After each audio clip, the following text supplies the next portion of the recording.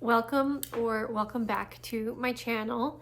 With the holidays quickly approaching, I thought I would help give some last minute creative gift ideas that you could make at home, potentially with things you already have on hand, but definitely things that are a little more personal that people are going to really want.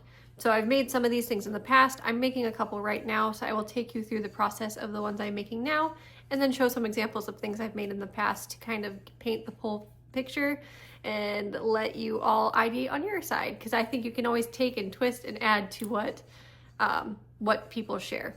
If by some chance some of my friends are watching this, please wait until after the holidays to watch this. Turn this off, come back to it later. I don't want to spoil this for you because a couple of you will have things in here.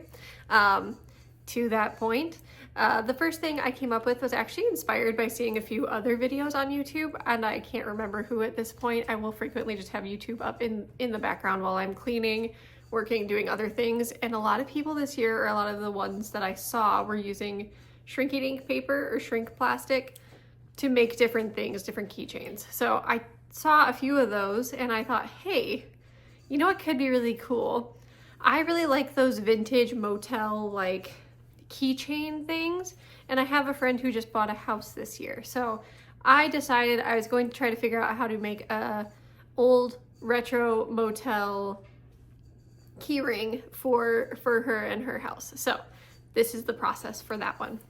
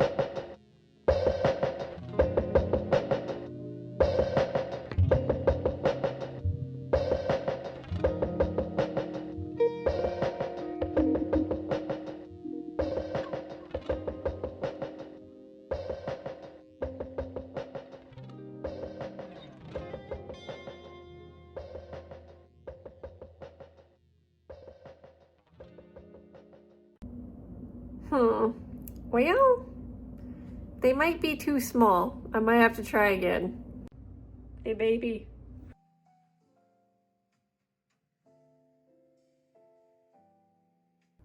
So once they were done shrinking and I let them cool and I tried to flatten them a bit more, I was going to glue the two sides together, and I just used some Gorilla Glue I had on hand. I'm clamping it together while it's drying. I think there's still a little bit of time left.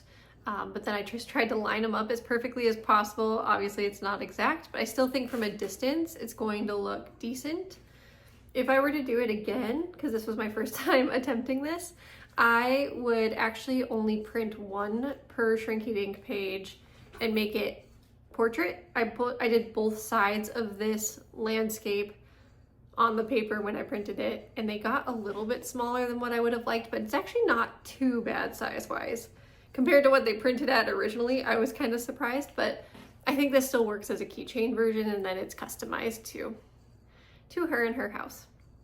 The other thing I will say with these, I've never used this specific paper before. It's very rough on the printed pieces, and I just don't know how sturdy or like long lasting it would be. So I am going to seal it because I think that would make me feel better. I think it'll hopefully help make it a little bit more long lasting. I have some acrylic spray sealant on hand in my house because I do custom work for other things sometimes, but you could also use Mod Podge. I think a lot of people have that on hand. Something to make this a little more shiny, I think is what I'm going for, and then ultimately give it a little more durability.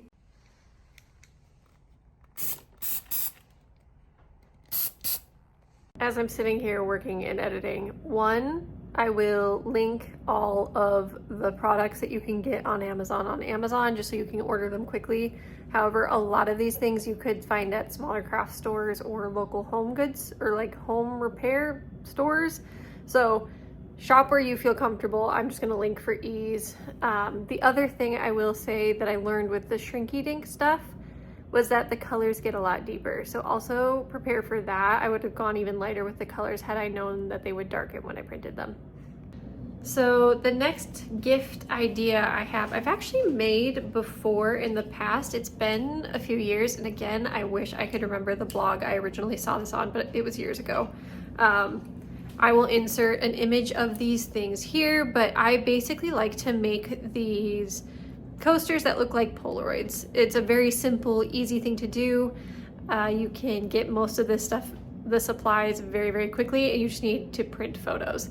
So when I did this in the past, it was because my family had traveled to Europe one summer. So I took tons of pictures while I was there, and then I made these aesthetic coasters for them. So I have another friend who also bought a house, I think this past year, maybe it was the year before. Doesn't matter. I know she has a really cute craft room. I know her favorite movie is Howl's Moving Castle. I'm pretty sure her first dance at her wedding was to a song from there. So I found some really pretty, again, more aesthetic cropped photos from backgrounds in Howl's Moving Castle that I was going to make into little Polaroid coasters that she can use in her craft room.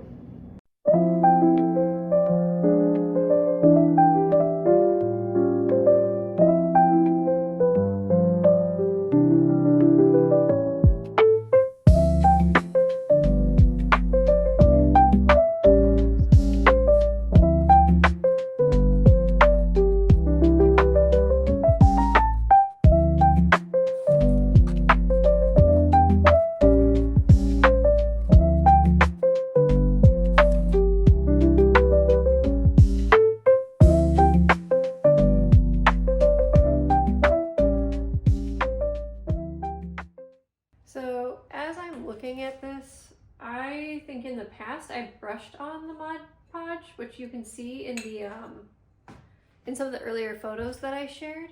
I got cut off by an alarm, but I think I'm just going to try to glue these on and then use the spray acrylic sealant that I was just using for the keychain, because I think that's going to go on smoother, and as long as it keeps it sealed and protected for when people set drinks on it. I'll have to check the containers just to see, because there might have been a reason I used a specific Mod Podge in the past to like make sure it was good with hot and cold, but I'll double check that, and then I might use that sealant instead. Okay, so there was a very specific Mod Podge that I used. I used this one because it is dishwasher safe and therefore safe for temperatures and things like that, and water and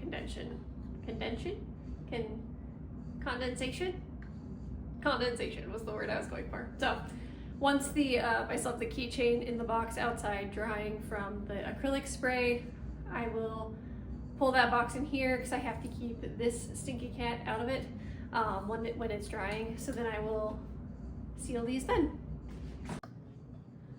You're gonna be a problem, aren't you? You're a pain in the butt.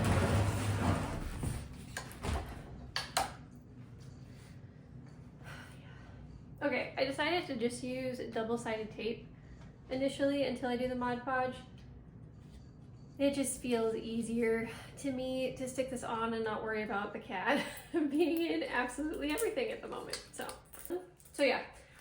printed these, and you saw the printing process, but I printed these to be 4 inches across by 3 inches down to create that Polaroid looking shape.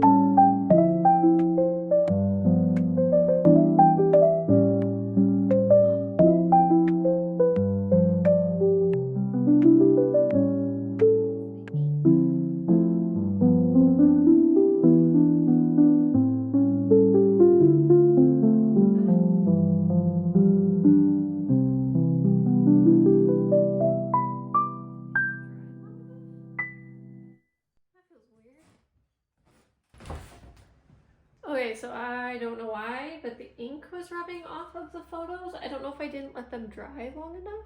I don't know how long the photo paper needs to dry though. That was new for me. I guess in the past I had them professionally printed and I thought I could just do this at home this time. Was incorrect. So, hey, off kitty. So for now, Stinky. No. So for now, I'm just going to very lightly stick it on and then hope the Mod Podge just seals it all together and doesn't smear off more of it. Cat, you're going to get ink on you. I don't need kitty footprints on the paper. I don't need kitty footprints on the paper. You gonna get me? You gonna get me? Lay down, baby.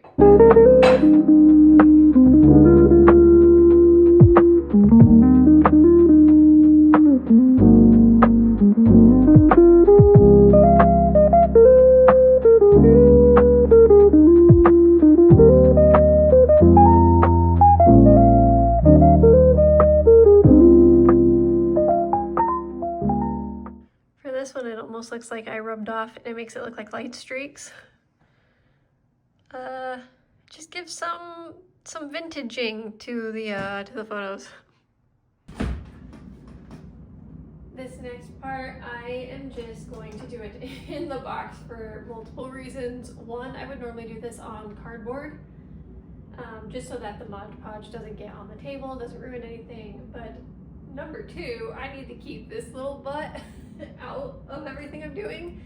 I can't even leave these unattended later, so I will have to close the box for them to dry and have her not be up in them, getting hair all over them, footprints in them, and having her covered in Mod Podge. So that's what I'm going to do next. I'm going to seal that. I usually try to do 2 coats of Mod Podge on these, and then once you're completely done with that, you just stick little feet on the 4 corners so that the tile doesn't scratch up anything. You could do more if you wanted. I think I usually just do 4. But once these are on, it keeps them from scratching wood or doing anything like that. So they're pretty simple and easy. They're one of my favorite things to make because you can get really personalized, and I think that they become more sentimental.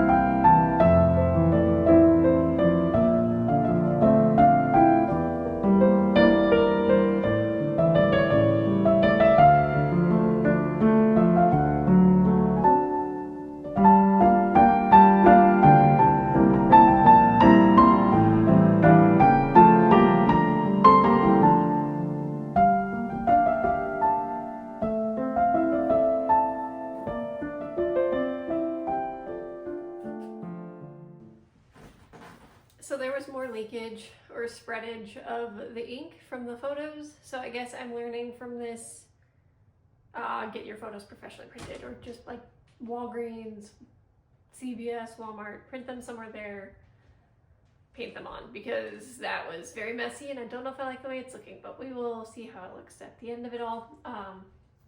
Yeah, going to wash the brush.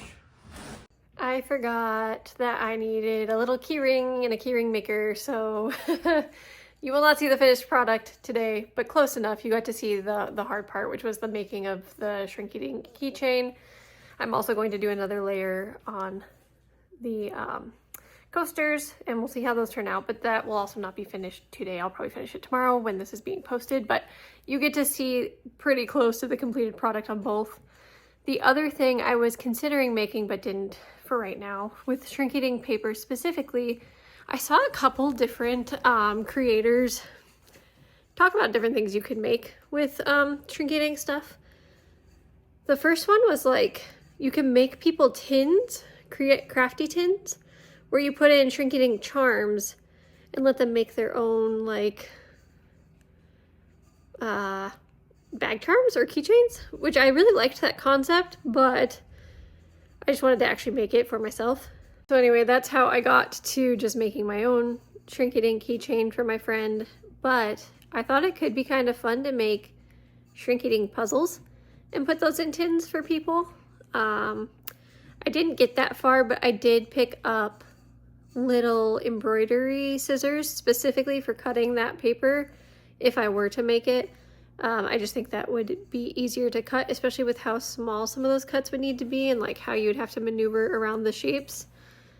I'm also learning that with this paper I might not want to do it with this one, just because I didn't love the way it felt at the end. Even with the sealant, it was still a little rough around the edges, and I don't know how that would do with puzzles. So I might experiment and try that later, but I don't have a specific gift or anyone I'm giving that to right now.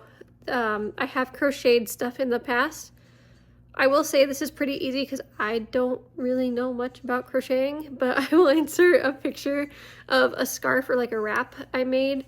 I found this video online. I'll see if I can link a link to it. Also on YouTube for this like pocket hooded wrap thing. I just did the wrap part because I really like thick scarves more than thin scarves, so I made that for my grandma one year. I'm making another one this year for somebody else. Let's see what else is easy to make. Candles. I really like making candles. I know some people think it's a lame holiday gift. I don't know if people have liked the ones I've made in the past. What I usually try to do is thrift really cool containers, vintage ones from thrift stores, and then make candles inside of those for people. And then once they're done with the candle, they could keep the container if they wanted, or they could redonate it.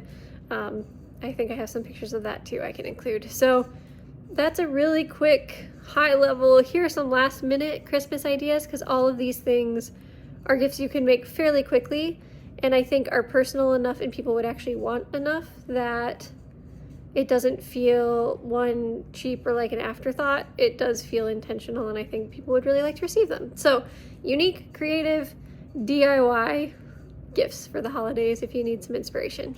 All right, that is it for this one. Leave the comment below of what you're planning to make for the holidays, if anything, for your friends and family. I'd love to see what other people are crafting. And then if not, I will see you in the next one. Have a good week.